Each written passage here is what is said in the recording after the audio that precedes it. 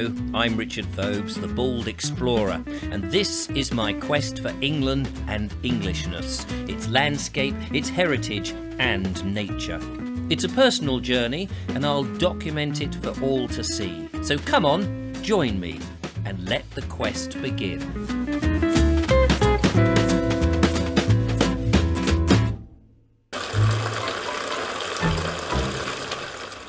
It's wash day in the Vobes household, and no, the washing machine isn't on the blink.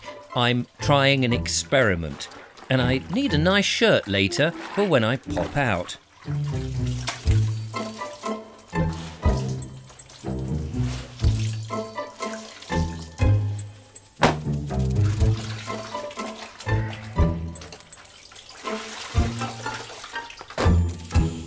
How difficult must it have been to wash clothes by hand in the old days without the aid of all this modern technology that we have. When I was first married and moved into this house that I'm in now, we had a twin tub. So for those that don't know what a twin tub is, it was basically two tubs. One was filled with water that agitated the washing as it went round, and the other one was this little spin dryer. Well, it wasn't. It was a spinner. It wasn't really a dryer. It just span the water out, and then you would hang it on the line, or wring it out, I suppose. Well, it took out most of the moisture, and then later on, we had one of these washing machines. You know, the modern type, and we'd saved up for this, and by golly, it was so wonderful. We could just sit and watch the thing go round and do it automatically and go, that's amazing. We couldn't afford to do that when we were first married.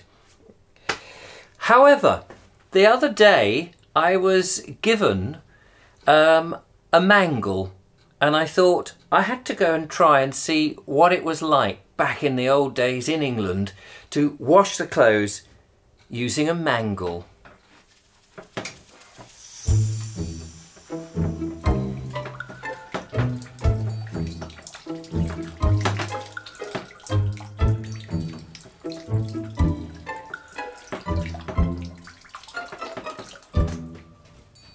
Well, they're still quite sopping wet,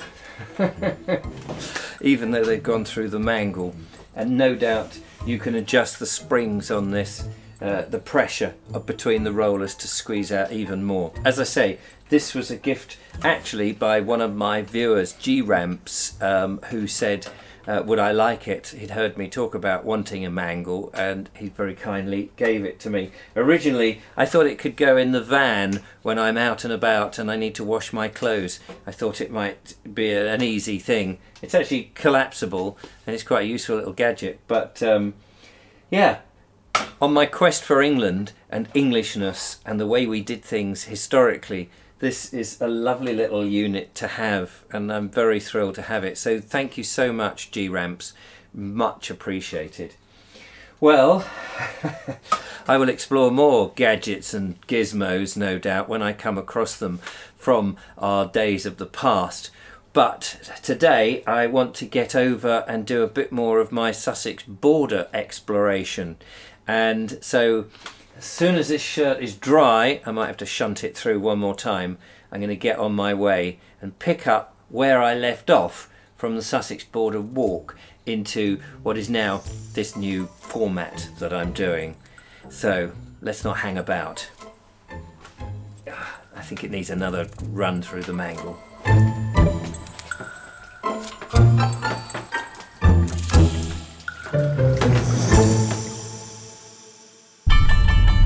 I'm in the van heading to Emsworth.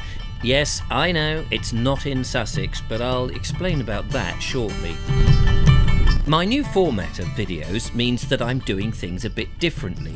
Instead of a lot of disjointed short videos, I'm bringing them into one longer video of my antics. The Sussex border explorations will be different too, so let me explain.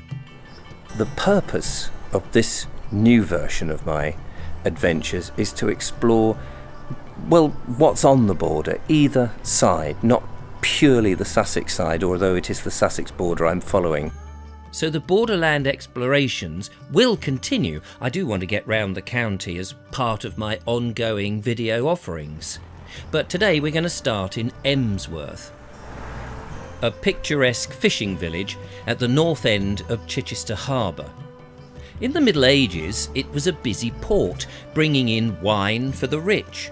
Tidal power was used to grind corn, and oysters were farmed here. Naturally, being part of a port, boat building and rope making were an important industry, but also the brewing of beer.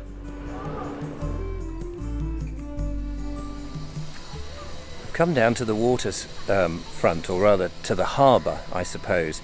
A whole load of rowing boats in front of me, some swans at the old harbour, and then out further are the sailing boats. And I guess you can imagine this being a very important and busy port in its heyday, with the beautiful Georgian houses that we see before. Pretty much, from what I've seen so far, fairly untouched. I mean, obviously we're living in a modern world, and so we have all the cars and buses and various things, but there is a sense of the past here that exudes from the buildings, and it's lovely to see. There's a plaque here to James Duncan Foster, shipbuilder of the largest sailing fishing vessel built in England, apparently. I wonder if you can catch anything from a paddleboard. These guys seem to have no trouble catching tasty morsels.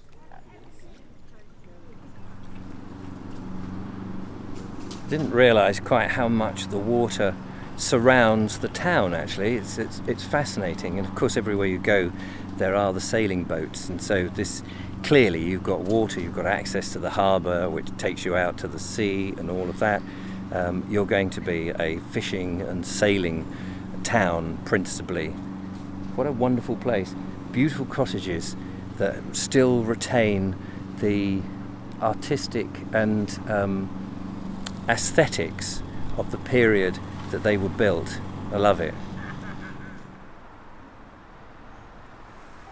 Well, I really enjoyed my little walk around Emsworth, and it's such a beautiful and picturesque village. I'd certainly recommend people having a look.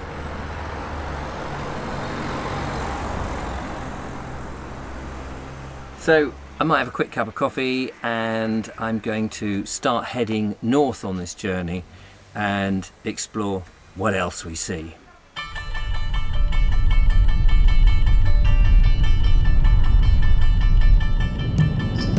1 mile away is Westbourne, Westbourne, and that's where I'm headed now.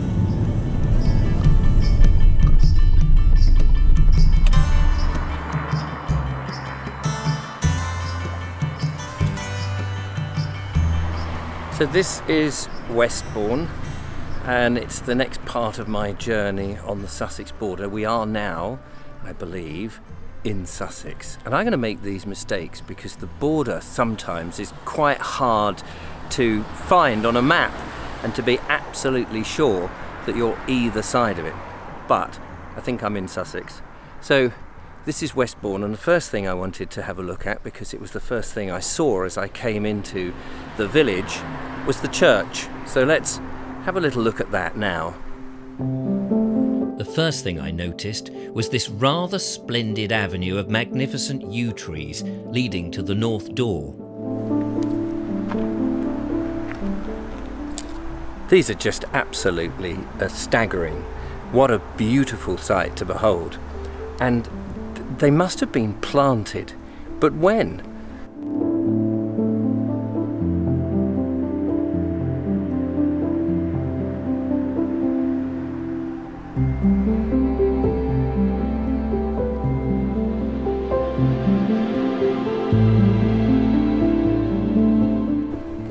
They're quite old. I guess 200-300 years at the very least, I would think.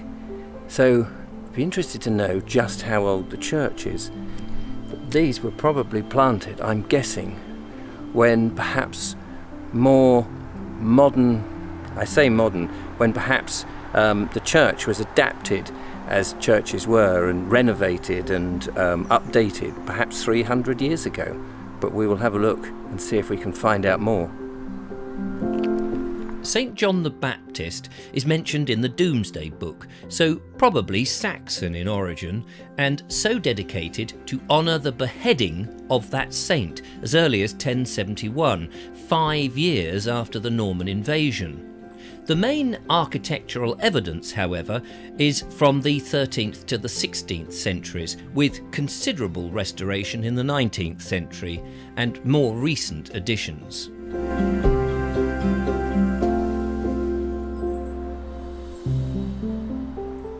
It's very big, 3 aisles, or 2 aisles either side, and then the nave, and then the chancel here.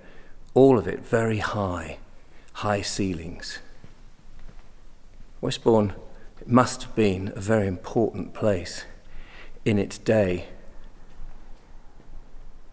As you drive through, you feel it's a bit of a sleepy village, but certainly in the Victorian period or late Georgian, there was a lot of renovation work going on. All these wonderful glass windows here, the beautiful pictures and depictions must be from, I'm guessing the Georgian period, but I may be wrong. I mentioned earlier about the avenue of trees, and I think all of this updating work, I think I may be able to confirm myself. Of course, I'll do some more research afterwards when I get back, but I think possibly all of this, what we see, the avenue of the yews and the leaded windows, all probably date from that time period. Wrong. In actual fact, the Avenue of Yews, I've now found out, was planted in 1545 and believed to be the oldest in the UK. Incredible. It's a very beautiful church.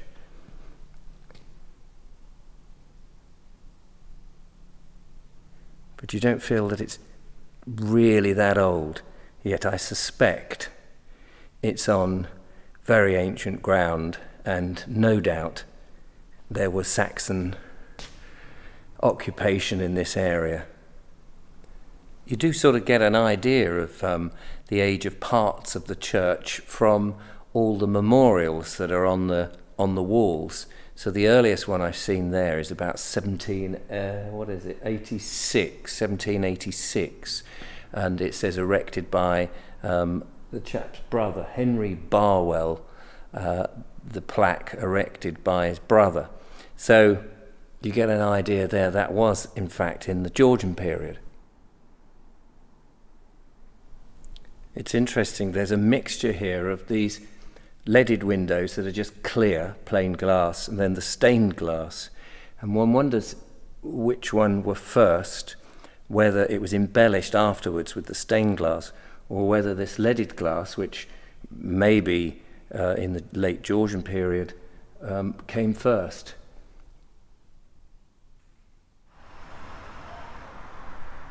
Westbourne Church is a very peaceful church tucked away in the south of the village, with a lovely 14th century tower and curious graves to meander through, surrounded by lovely Georgian houses. But I was getting hungry, and a cuppa in the van beckoned.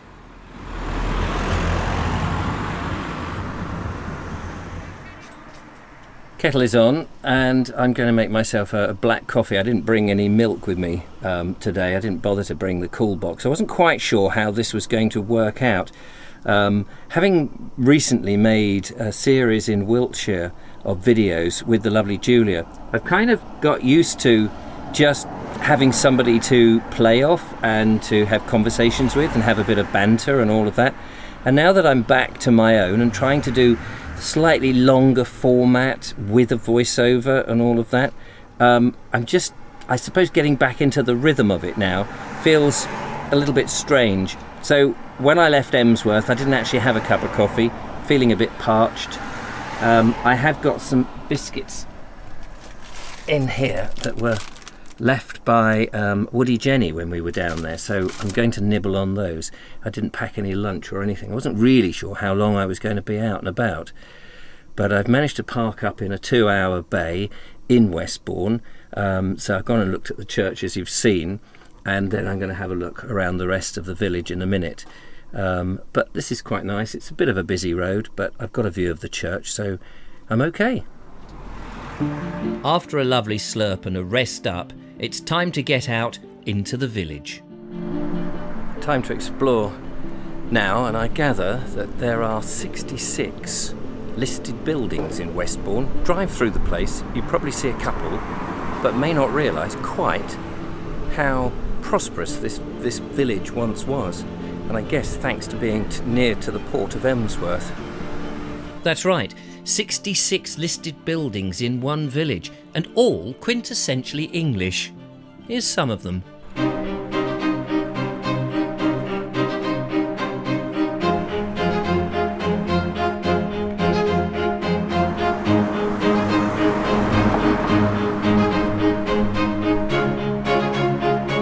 Westbourne sits on the River Ems, which we'll have a look at shortly.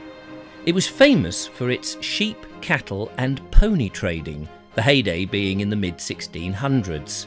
A fire, apparently, destroyed a large chunk of the village sometime in the 16th century, but I think that the houses that have survived are certainly a joy to behold. There's a pebble-dashed house there in front of me, but it's got the date 1758, which just goes to show you can be incredibly taken in that something is a lot more modern by the outer facing of it. But many properties have a much older history. So I guess that must be probably one of the listed buildings here. And then the Co-op is 1873 with the slate roof. Beautiful. Just been chatting to a fairly local chap who was waiting at the square there for a friend, and he was just telling me about the little river that comes through, the Ems. And there's a bit of a controversy with the Ems. I'm going to have to see if I can go and find a little bit of it. He says it's drying up at the moment because Southern Water are taking the water from the aquifer that feeds the Ems, which is this stream that's been here, trout stream at one time apparently, and they're using the water instead to service places like Winchester, which is further north. And so there's a campaign on to save the Ems. Interesting. Everywhere I go, there's always somebody protesting about these large corporations doing something that they really shouldn't be doing. I'm leaving the square and its older buildings and heading up the road towards Rowland Castle in search of the River Ems. Oh, nice camper van there. There's a building here, which is now obviously a domestic house, that clearly was a pub at one time. I don't know if it ever had stables or anything, perhaps was a posting inn, who knows. But it looks big enough for it, and you can see where the sign used to hang above. It's fascinating seeing, you can still see the history of the buildings in the frontages. They haven't been completely obliterated, like some of the shop fronts that I've just gone past are still there. Fascinating.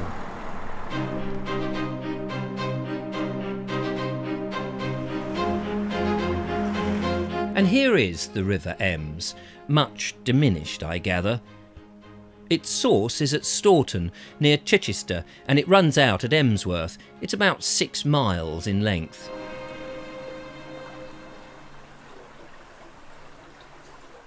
In its day, it turned the wheel of this old watermill, but sadly, those days are long gone.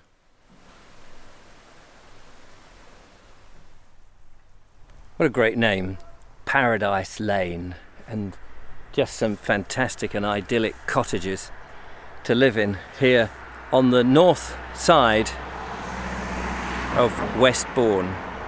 So from here we go up towards Rowland Castle, which is just a few miles north, and that's just again on the border between Sussex and Hampshire. This has been an example of my new exploration of the Sussex borderland, and I'll be coming back now and again in future videos to continue my journey. It's all part of the overall quest for England and Englishness, so please do subscribe, support the channel and follow each episode.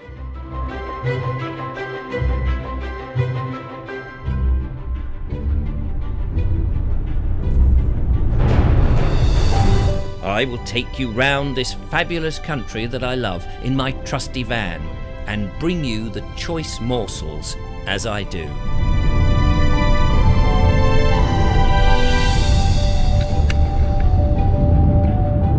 It's been a really good day.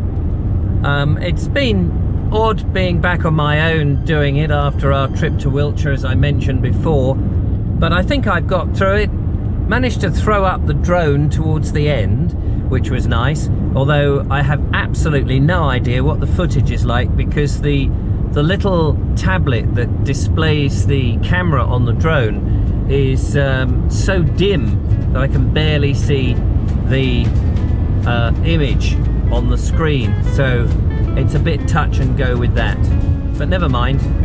So head home, have a cup of tea, make a plan for the next outing. I hope you've enjoyed it. Thanks for watching. I'll see you next time. Bye bye.